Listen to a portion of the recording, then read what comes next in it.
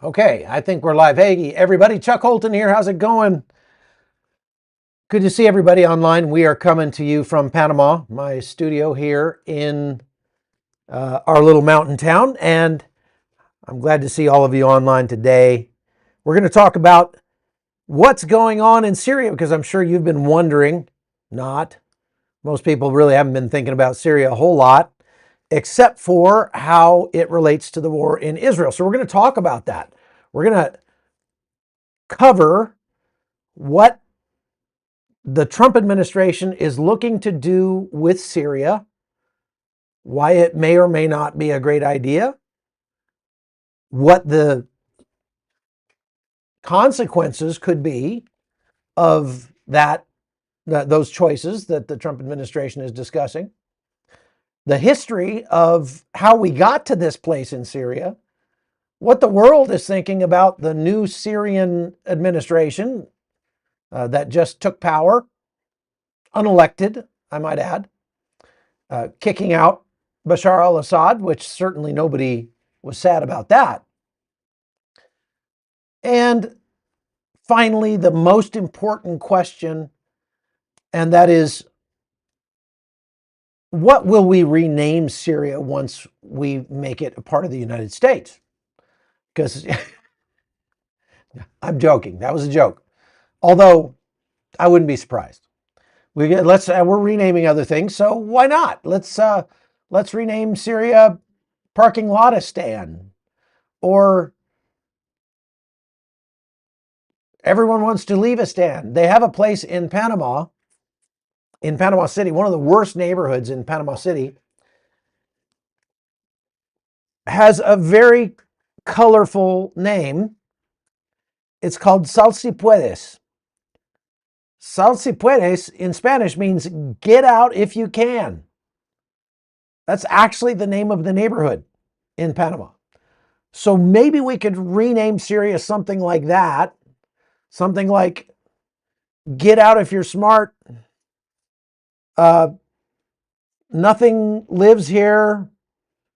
Oh, something like that. Dustistan. Yeah, there's a good one, Nate. And Nate hasn't even been there, but maybe we should go. It looks like I may need to go to Syria with the Free Burma Rangers. I've got my FBR shirt on today, in the near future. Now, I've got a lot of stuff on my plate already for the most of the year already planned out, but there are some small gaps in there, and I may be able to stick a quick trip to Syria in there. And I'll explain to you why. We'll get into this here, and I'll explain to you why it might be important for me to go report from Syria. I'm going to move this chat box over here closer to the camera. So somebody's asking if I think Assad will try to retake Syria. No, Assad's not going to try to retake Syria.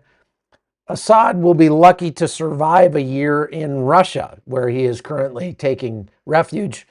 Assad, nobody follows Assad anymore. No, all the people that he had at his beck and call, the military which was at his command, they've all melted into the woodwork or have already taken up arms alongside the new Syrian leadership.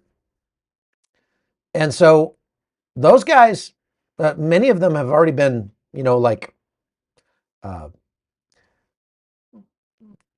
involuntarily suicided. How about that? We have to be careful what kind of words we use here. Hi, Allison. Good to see you. Our friend Allison Pilliard's on. So this is not going to be the most popular live because a lot of people just don't care about anything except for maybe Israel. And the wars that take place around the world.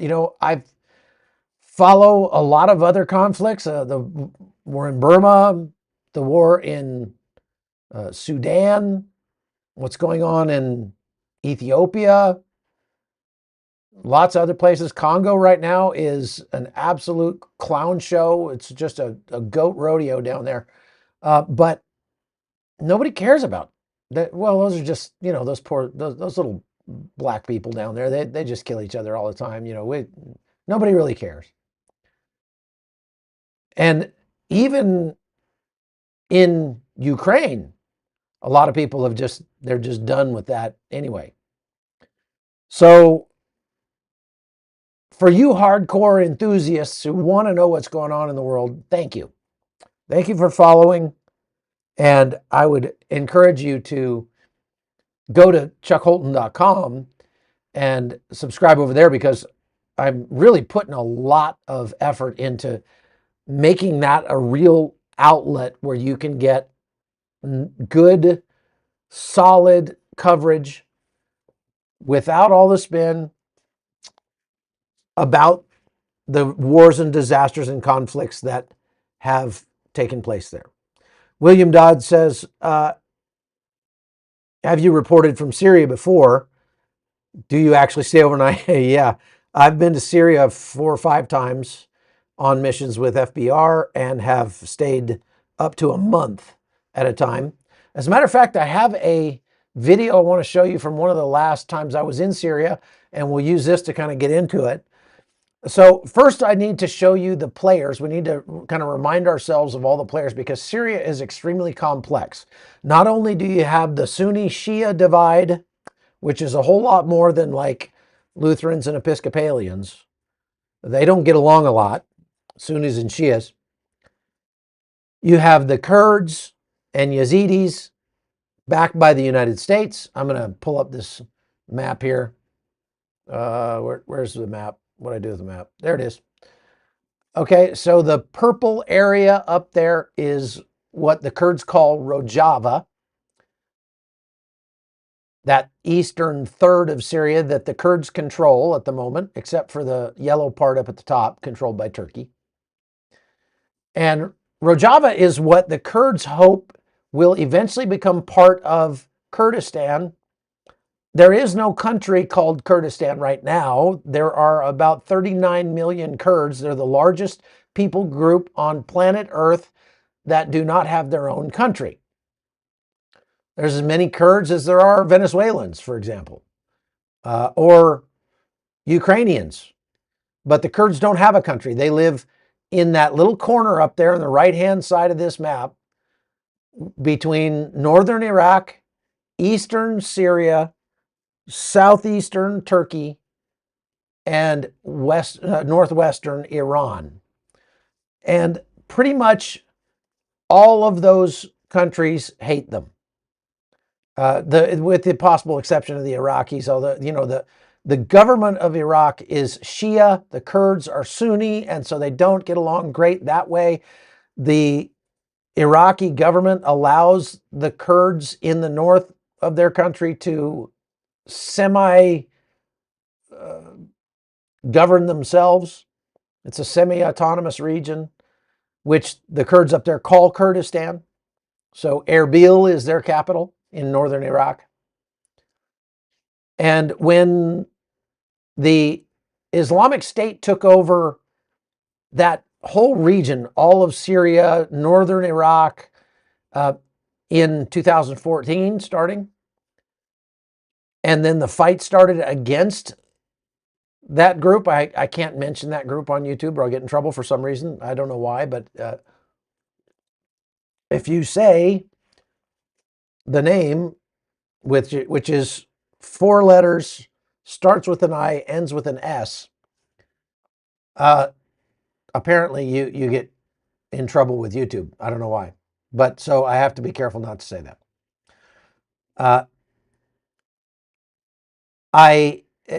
When they started fighting against we'll just call them the Caliphate, because that's what they tried to do, was to institute a caliphate, an Islamic state across all that region back in 2014, 15, 16, 17.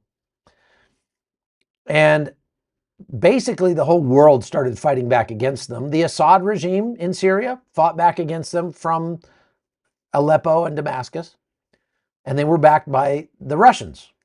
The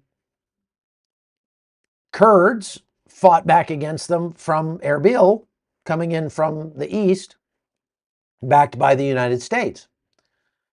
The Turks fought against them from the north, kind of on their own, and hiring other, not hiring, but supporting other armed groups within Syria, because there's a whole lot of them to choose from.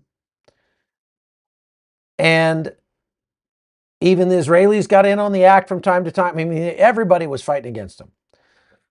And so for the time being, all of those disparate organizations kind of left each other alone because they were all going after the Caliphate, trying to degrade and destroy that organization. When it was all said and done,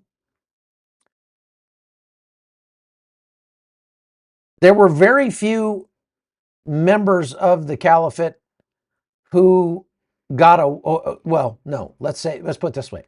About 40,000 plus of the members of the Caliphate who had come from all over the world. We're talking terrorists from Chechnya and Dagestan and France. I mean, I met terrorists from France and their families. People come from just, extremist Muslims come from all over the place to become a part of this caliphate. And when it looked like they were really, really losing, eventually, a lot of them just defected and joined essentially the Turkish military.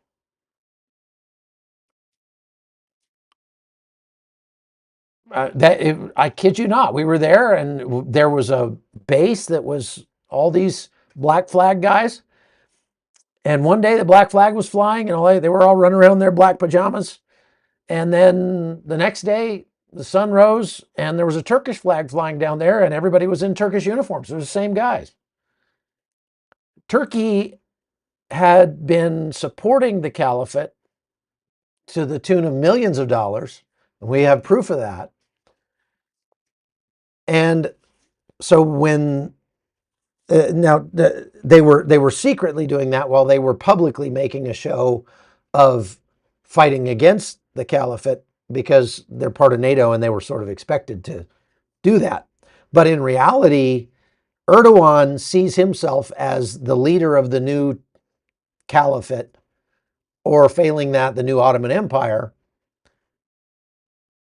And so he was sort of out the back door supporting the group in their bid for a caliphate, okay?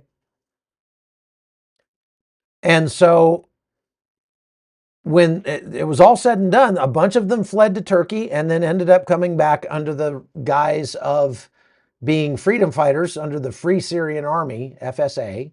So remember the FSA. FSA, bad guys.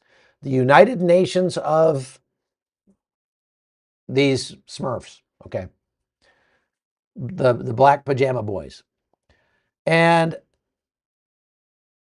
any of them that were captured on the part of the Syrian army or the Russians were just disposed of.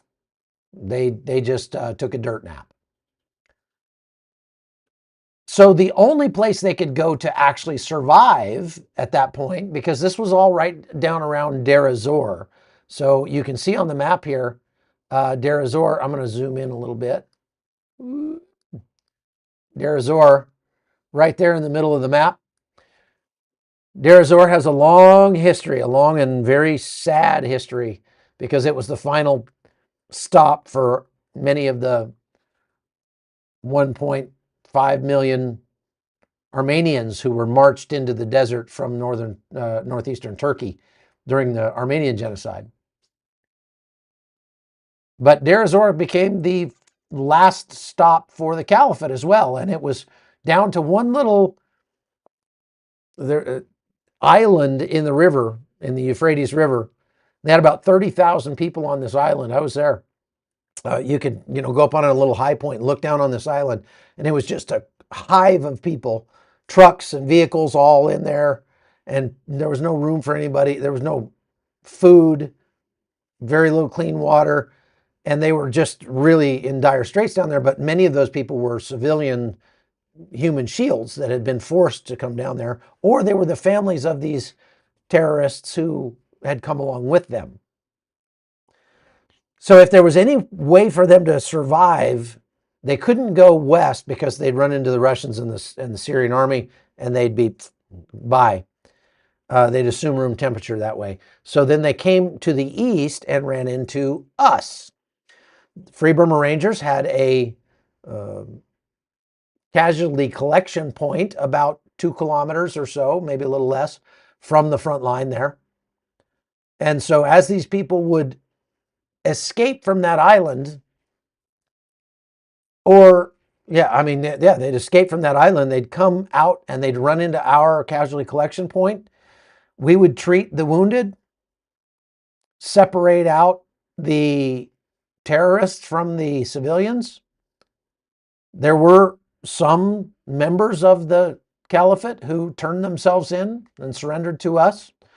Before we got there, the SDF, the Kurds, had set up that place, and they had a real problem with these guys coming out with vests on that they would then push the button and experience a spontaneous disassembly and take a few Kurdish soldiers with them. The Kurdish soldiers, they lost like 19 soldiers in the weeks leading up to us getting there. And so they had this crazy system where these groups of refugees would come out of the war zone, many of them wounded, many of them hurt, would turn themselves over, and they'd have to send out one, I don't know, they drew straws or what, but one Kurdish soldier would go out there and search all of them to make sure they didn't have any vests, including the women. And if they were clean, then they would come in to our casualty collection point, get treated, get food, get water. And every day about 4 o'clock, a few buses, Greyhound buses, would show up, pick them up, and carry them off to camps where most of those people are still living to this day. Now, this was, I don't know, 2017 maybe, when this happened. I was there. And the Kurds, not willing to be as brutal as the Russians and Syrians were, put them in camps near Al-Hasaka.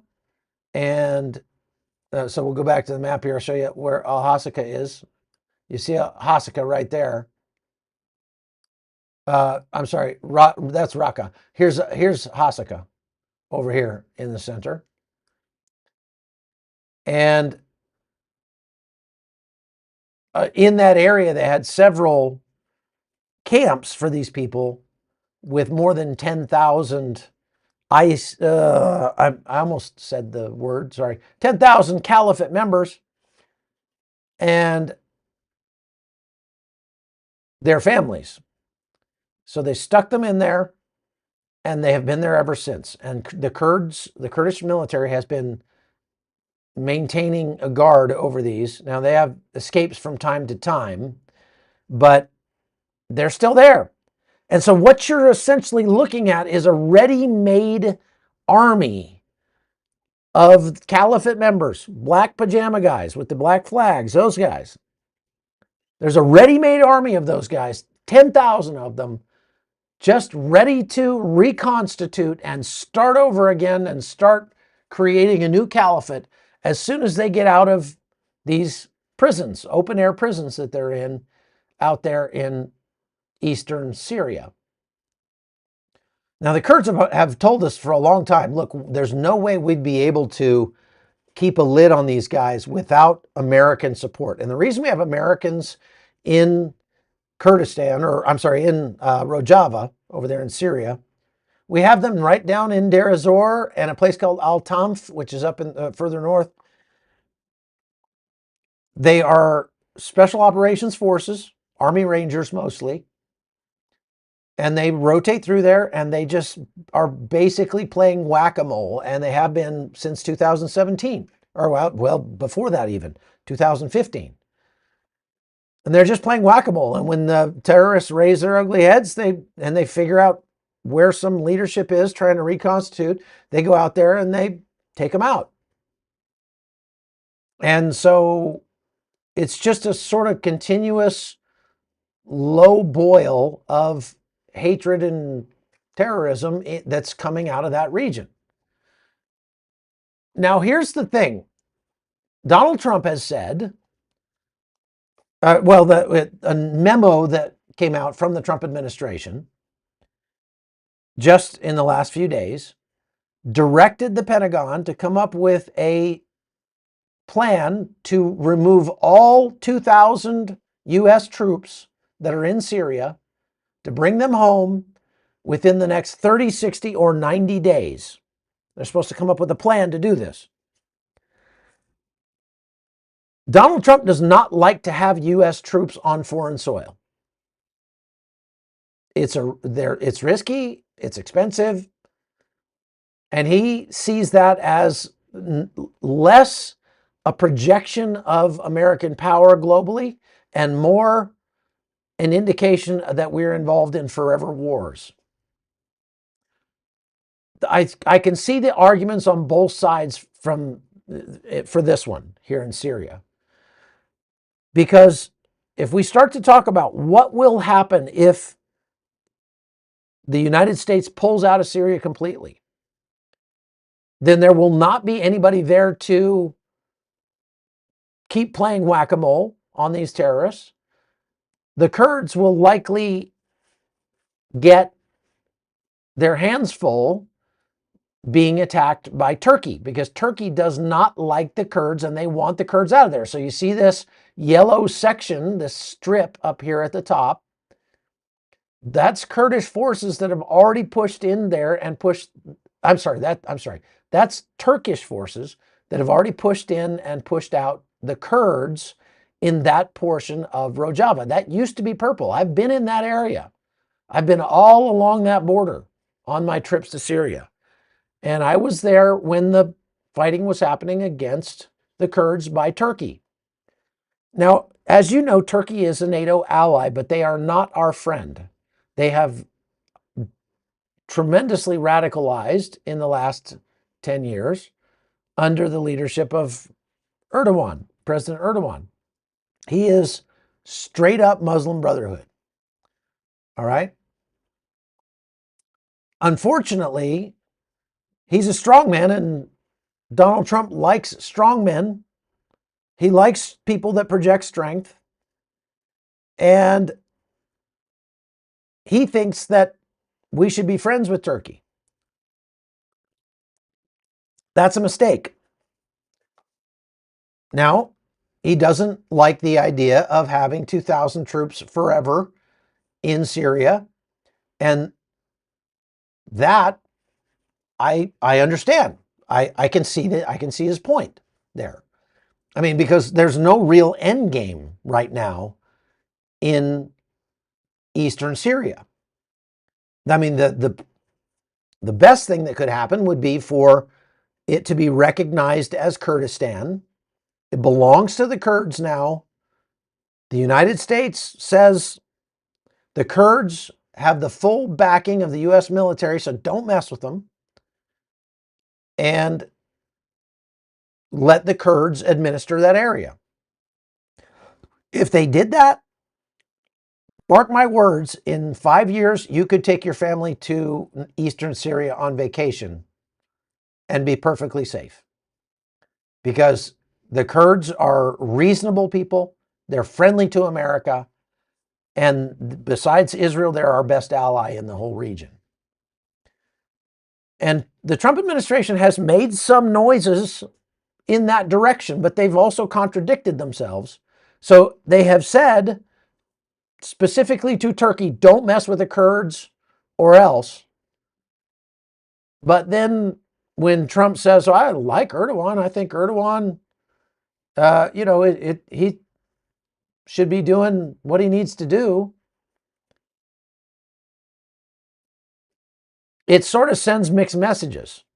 And when I was in Syria on one of my trips in 2000, I want to say 18 or 19, I think it was 19, Donald Trump was president at that time, and he put out this tweet, this tweet right here. Almost 3 years, but it is time for us to get out of these ridiculous, endless wars, many of them tribal, and bring our soldiers home. We will fight where it is to our benefit and only fight to win. Turkey, Europe, Syria, Iran, Iraq, Russia, and the Kurds will now have to, and then he goes on. Okay, but that's the part I wanted to highlight.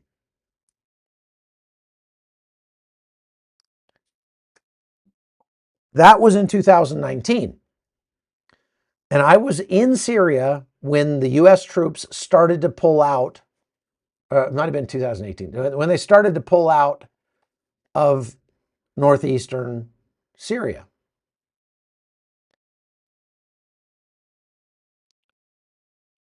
Mama Rissa just gifted 5 Hot Zone memberships to people. Oh, I see how that works. Okay, cool. Thank you, Mama Rissa. So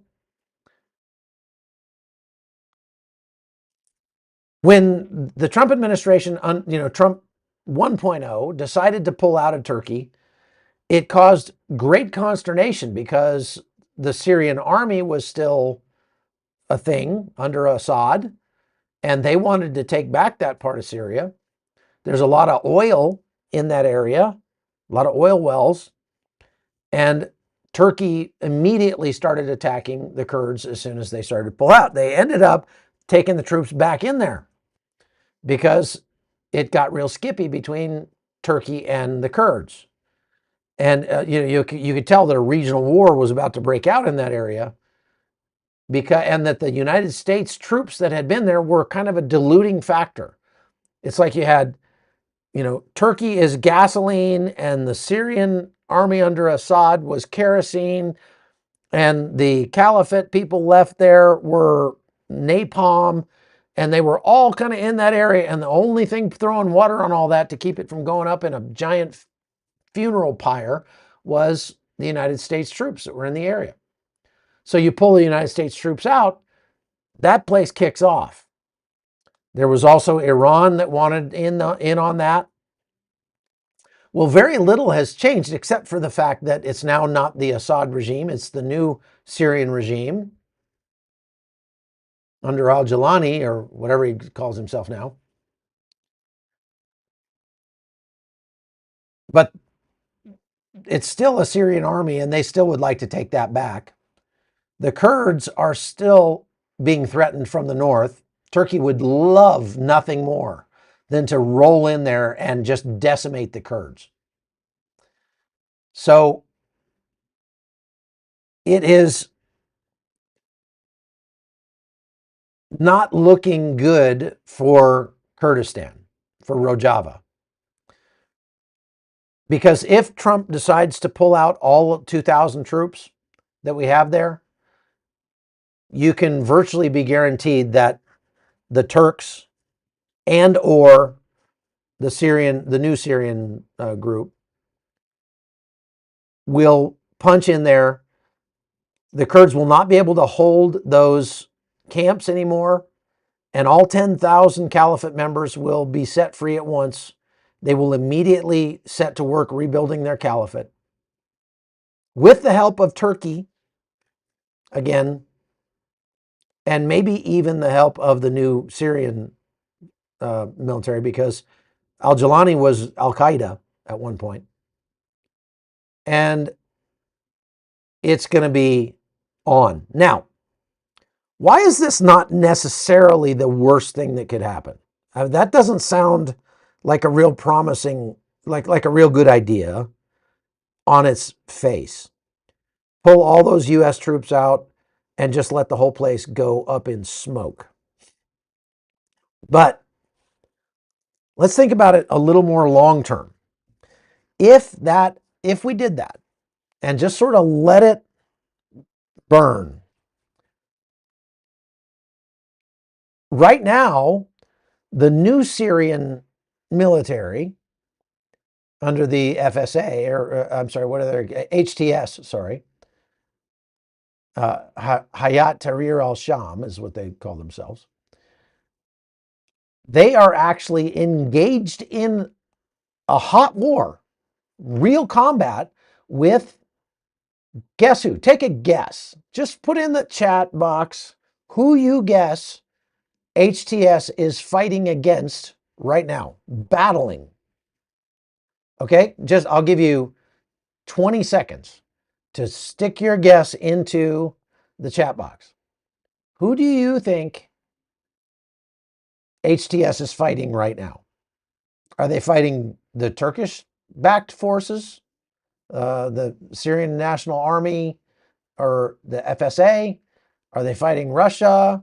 Are they fighting the Kurds? Are they fighting the U.S.? Who are they fighting? Israel? Because Israel took over some land over there. Leftover Assad forces? Ah, Lydia got it. Hezbollah. HTS is currently engaging in massive battles along the Lebanese border against Hezbollah. Hezbollah has been trying to push into Syria and take parts of Syria, and HTS, using leftover Syrian tanks and things like that, has been pushing Hezbollah back into Lebanon, engaging in massive firefights that go on for days over there. And so what should the United States do about that? I mean, should we take a side, or should we just kind of sit back and get our popcorn out and let it happen? I say let's just watch. Those guys will kill each other off for a while. Wait and see what comes out of that. Now, do you think it seems on its face it might not be a great idea to let 10,000 Caliphate black pajama boys out of their camps and let them free again? But here's the problem. What are we going to do with these guys?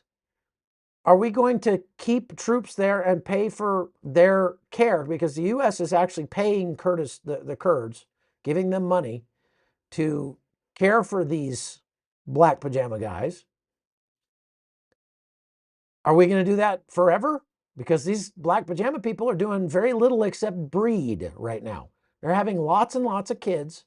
And of course, they are radicalizing their kids because they don't have much else to do. Not a lot of TV in the camps. And so if we pull everybody out and the Kurds open up those camps and set those guys free, the thing is,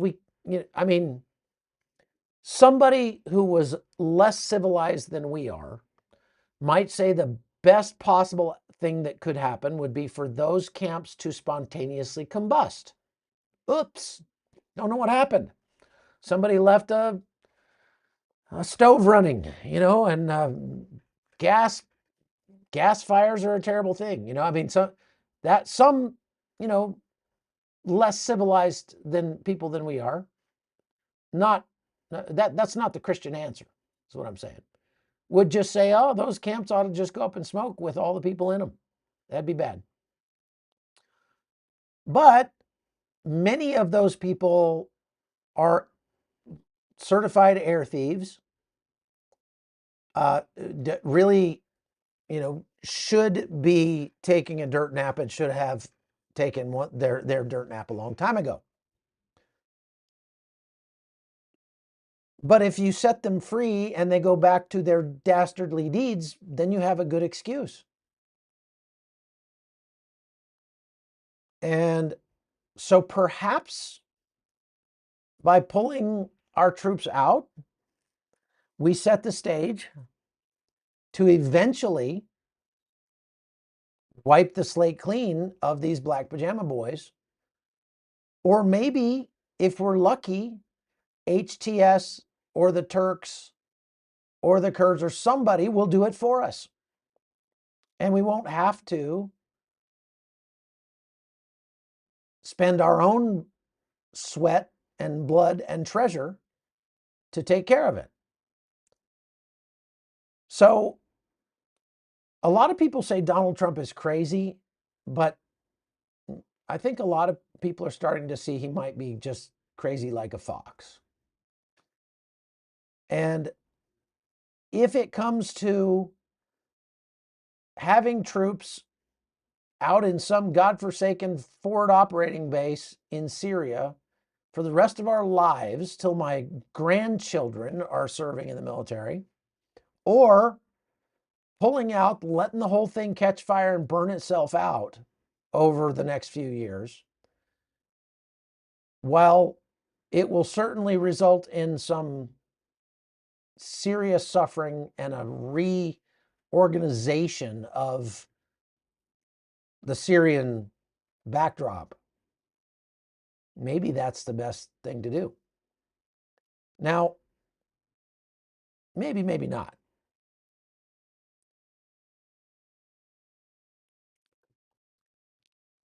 Under the Obama administration, they had a press secretary named Marie Harf, who was the ditziest blonde. I mean, she was, oh goodness, that poor woman.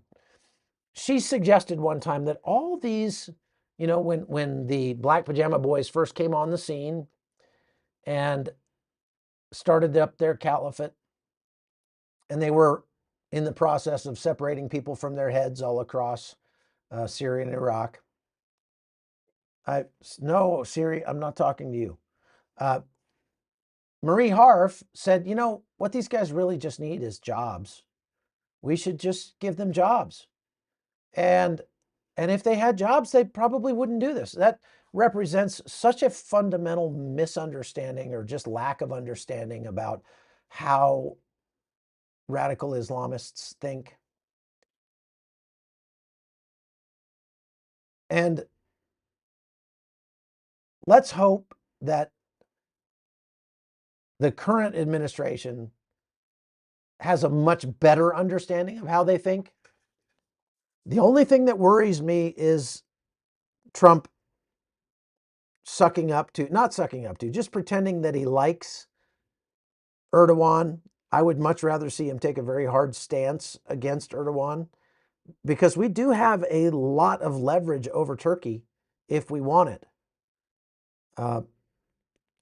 We still have that sort of difficult challenge to face of Incirlik Air Base in Turkey, which has American nukes on it, and we don't really have any clean way to get those nukes out of there.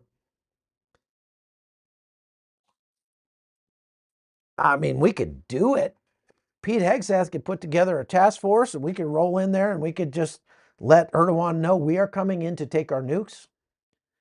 And we will not put up with any shenanigans from your country in trying to stop us. And if you want to keep your NATO membership, you just stay out of our way.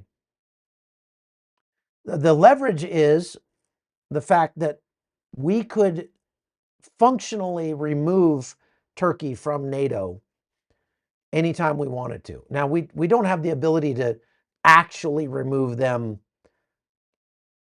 on our own, but we could functionally remove them from NATO by just, all Donald Trump would have to do would be to make a decree that no one in the U.S. military may have anything to do with anyone from Turkey. You can't speak to them. They can't train with them. We can't bring them to our schools. We won't have anything to do with their military. And that would make a pariah out of their military to such an extent that they would be, their membership in NATO would be all but worthless. And we could probably push NATO to get Turkey out. All we'd have to do is just make the case to them of what a extremist organization the Turkish military has become under Erdogan. But I am very concerned for my Kurdish friends in Rojava, because, like I said, I've been there many times. We've got FBR members that are there now, that live there, that are locals. And those guys are very likely going to get their heads handed to them, or at least have a big fight on their hands if and when the United States pulls out. Now, the Trump administration has not said that they would stop supporting the Kurds. And they did make that one claim, that one comment to Turkey, like, hey, don't mess with the Kurds. So we could still pull troops out and just put the Turks on notice and say, Turkey, you will not attack Rojava. And if you do, our troops are coming back, or we'll take economic sanctions. We'll make economic sanctions hurt against Turkey. Whatever. I mean, there's other things that the Trump administration can do that are much more in line with his personality, which is, economic stuff, tariffs, making deals. Donald Trump won't hesitate to drop drones, have drone strikes on people now and then. They just have recently been doing that in Somalia. But he doesn't like to deploy troops. And it's not in keeping with his desire to get a Nobel Peace Prize. So it's likely that we're going to see those troops out of there. And then things are going to get pretty skippy in Syria. Now, let's talk for just a second about what we talked about yesterday, and that is President Trump's idea that we just move all of the Palestinians out of Gaza while we rebuild it, and then they can come back at some point in the future. I put a video up over at chuckholton.com of a Gazan citizen on video asking, saying, I'm totally willing to leave. Please let me leave. I would gladly get out of here. And I think it's a great idea what Trump is trying to do. That's an interesting take. I hope that kid's family did not get a visit from Hamas after that video came out. So there has been some reporting today, because now the big question is, well, yeah, that's a crazy idea. We can't get all those people out of Gaza and make them move somewhere else. That's ethnic cleansing. We can't do that. But if we could, just as a thought project, where would we put them? President Trump had said maybe Jordan or Saudi Arabia or Egypt, and all of those countries went, no, ixnay on the Palestinians pay. No, we don't want them. And so now they're saying, well, what if we sent them to Somalia? There, specifically northern Somalia, there are two semi-autonomous districts called Puntland and Somaliland. And I've been there. I went and did some reporting in Puntland when Puntland became a semi-autonomous state and formed its own constitution.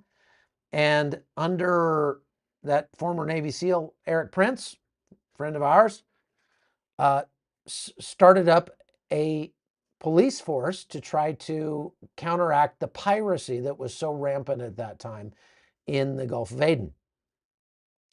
And they called it the Puntland Maritime Police Force. And it was quite a challenge. Apparently it still exists. I was under the impression that it had collapsed and all those people that they trained went back to being pirates themselves. But apparently the Puntland Maritime Police Force still exists.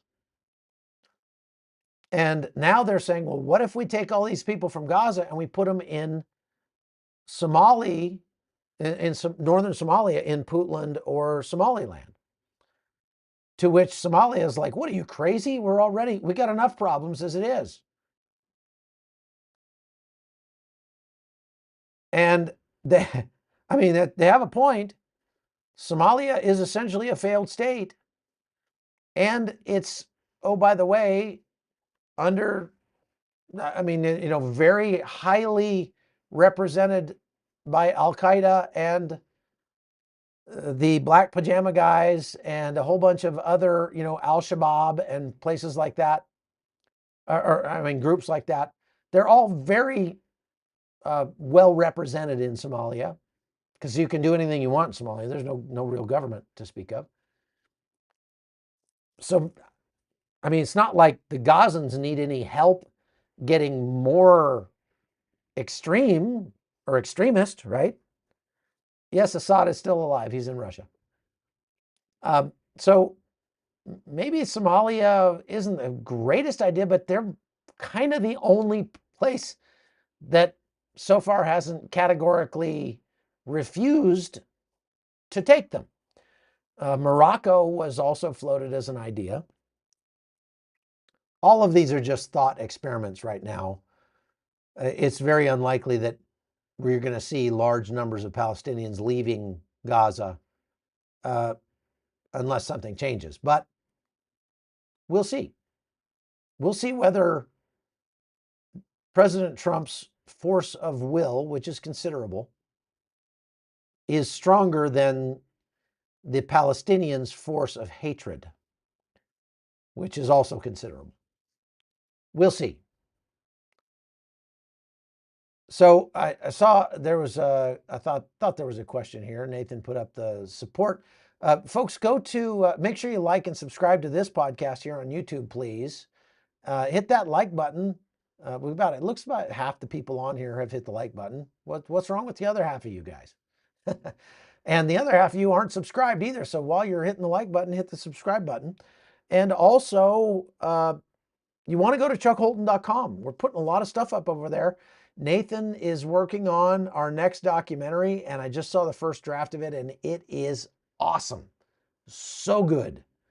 You're going to love the short documentary we're about to come out with, and we're going to put it up for supporters first over at chuckholton.com. As a matter of fact, you'll be able to get a sneak preview of the documentary. We're going to put it out we're going to enter it in some film festivals and try to win some awards with it because it's that good. But the supporters over at chuckholton.com will be able to see a version of it, like a sneak peek. And it's really good. I'm telling you, it's really good. I'm also putting the finishing touches on my next book, which I actually had mostly written for a long time, and I'm just finishing it up. So again, that will be available to supporters at chuckholton.com first as a free download before it is available in print. So you're going to want to be a supporter over at chuckholton.com. Thank you for all of you. Now, I don't see any comments or questions that I need to address. So if you have, let's see, send them to Russia to fight for Putin in Ukraine. That's the most terrible idea I've seen yet for the Gazans, because Russia would probably take them and gladly send them to the front lines. Might be a decent way to get rid of a lot of Palestinians. The North Koreans that were there have taken extremely serious losses to the point that they have started to pull back out. So if you're interested, I will do a short live over at locals.com about what's going on in the war in Ukraine. I've been asked to return to Ukraine as soon as possible because President Trump is going to be unveiling his peace plan for Ukraine in the next week or so. There have been some leaked versions of the Trump peace plan for Ukraine. I wouldn't put a lot of stock in those because Russia's propaganda machine is in overdrive right now, putting out stuff. And so some of the leaked peace proposals are without a doubt coming from Russia directly, not from the Trump administration. You got to be careful, man. Russia they're really good at this information war stuff to the point that they've managed to convince about half of America that Ukraine is the bad guy in this conflict. So that's not great. A small airplane fell in one of the neighborhoods of Sao Paulo. There were only 2 people on the plane, and there were surprisingly few casualties. I saw that on the news. You think Trump is thinking heavily about the nukes we have in Turkey as it relates to our relations with them? Uh, that's a good question. I, I mean, I can't pretend to get into Donald Trump's mind on anything. Most of what he's doing are wow. He says something and the whole world goes, "What? Now, what now?" But he's making things happen. So whether or not he's thinking about the U.S. nukes in Turkey, I think if Donald Trump was concerned about Turkey being a threat to the U.S. nukes we have at Incirlik, he would come out and say so. He's not the kind of person to beat around the bush at all. So perhaps not. I don't know. But that's a very good question. And it certainly is germane to this conversation. So, very quickly to recap, the United States, it turns out, has more than 2,000 troops in Syria. The Trump administration has directed the Pentagon to come up with a plan to recall those troops, redeploy them back to the United States within the next 30, 60, or 90 days. If that happens, it will undoubtedly destabilize what is already an unstable situation in Syria.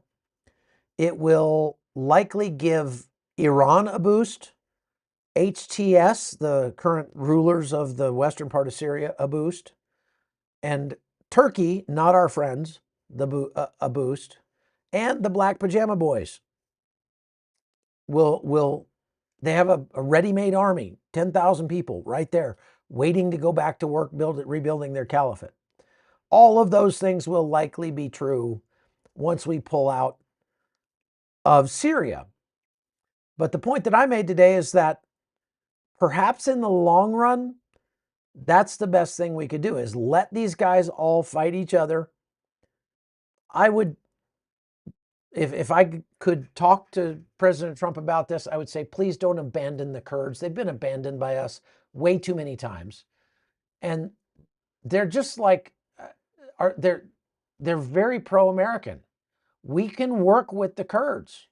We could help the Kurds become ascendant in that area, in that region, in a way that they would offset the threat from Turkey. That would be a smart play. The smartest thing that the Trump administration could do would say, we are going to pull out of Syria and recognize Rojava as Kurdistan. We're going to recognize it as a state, and we're going to support that state. We're going to ally with that state.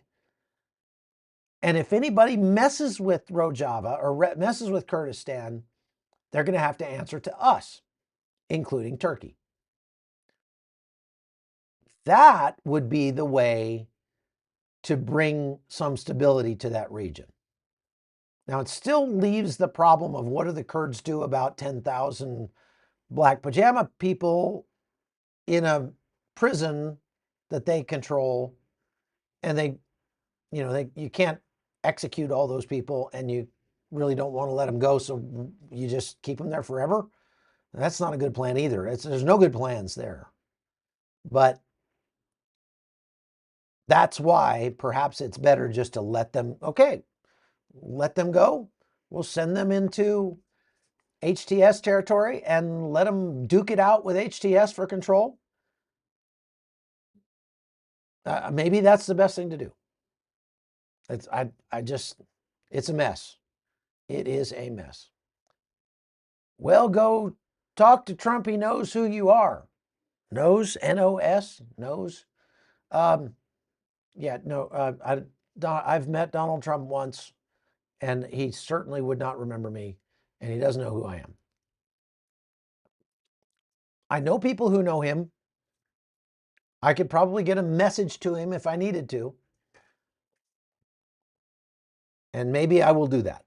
Maybe I'll reach out and say, please, please, please don't abandon the Kurds. If I were, uh, if I really wanted to try to get a message to the people that are in power, what I would do is recommend that all 1,000 people who are watching this live that are in the United States contact their Congress critters and just send them an email. Just send them a quick email and say, please don't abandon the Kurds.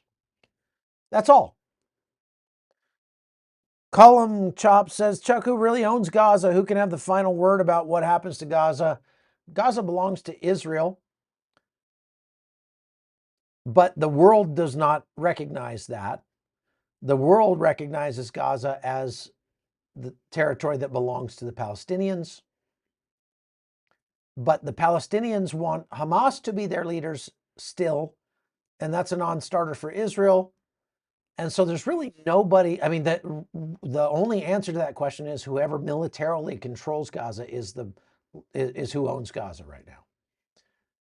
Hello from Slovakia. I love Slovakia. Thank you for being here. I want to go back to Slovakia. I love Slovakia. Can we pay El Salvador to keep Gaza? I don't think we could pay El Salvadorians enough to take Gazans. And El Salvador has built some mighty large prisons to hold about 80,000 gang members recently, but they don't have enough prison space for 2-point-something million Gazans. So that's probably a non-starter either. The Israelis made a good point yesterday that I pointed out, and that is all of these European countries who have been standing in solidarity with the Palestinians and recognizing the state of Palestine, those ones are the ones who ought to take them. Let's send them to Norway, Ireland, and Spain, and the countries that have recognized Palestine as a country. Armenia recognized Palestine as a country, but I would not wish the Gazans on Armenia, because I think most Armenians were most Armenians are upset with Israel because Israel supported Azerbaijan when Azerbaijan was attacking Armenia. And I get it. But if Armenians out there took a little bit longer term look, look a little long term at that problem, you really have a lot more in common with Israel than you do with the Palestinians. And I think that if you're going to reorder your country away from Russia, which virtually all Armenians at this point want to do, or at least many of them want to do, then you should recalibrate your thinking about Israel. Israel did not attack Armenia, did not support attacks on Armenia. I mean, ethically or morally. They were selling weapons to Azerbaijan because Azerbaijan is against Iran. And so, that's why. They didn't give a second thought to what Azerbaijan might do with those weapons against Armenia. Paul says the Irish people don't support Gaza. It's our government who does. Yeah, I understand that. Don't you hate it when the government is doing things that are patently against your own nation's best interests? That's why so many countries are now electing Trump-like figures in their country. And I would say that Ireland desperately needs to elect a Trump-like figure. But that's just me. Was there any incident against U.S. troops inside Syria in the last year? Yes. Was that Posami? Yes, there were dozens, over 100, I think 170 attacks against U.S. bases in Iraq and Syria since the war started in Israel. So absolutely, U.S. troops have been shelled and rocketed there. There have been some casualties in terms of traumatic brain injury and things like that. And we have more or less taken care of the Iranian-backed militias that were perpetrating those attacks, or at least they have quieted down in recent months. But yeah, we've had a lot of attacks from those guys. All right, so we just hit an hour, so I'm going to end it there. Again, please don't forget to go to chuckholton.com and subscribe over there. We're putting up a whole lot of stuff just for you. And make sure that you like and subscribe to the Hot Zone here on YouTube as well. I appreciate all you guys. And so Column Chop says, why not reach out to your Kurdish friends and let them request help from Trump? They are. The Kurds are requesting help from Trump all the time. Maybe that's not getting through. We'll see. All right. God bless you. We'll see you again next time. Take care.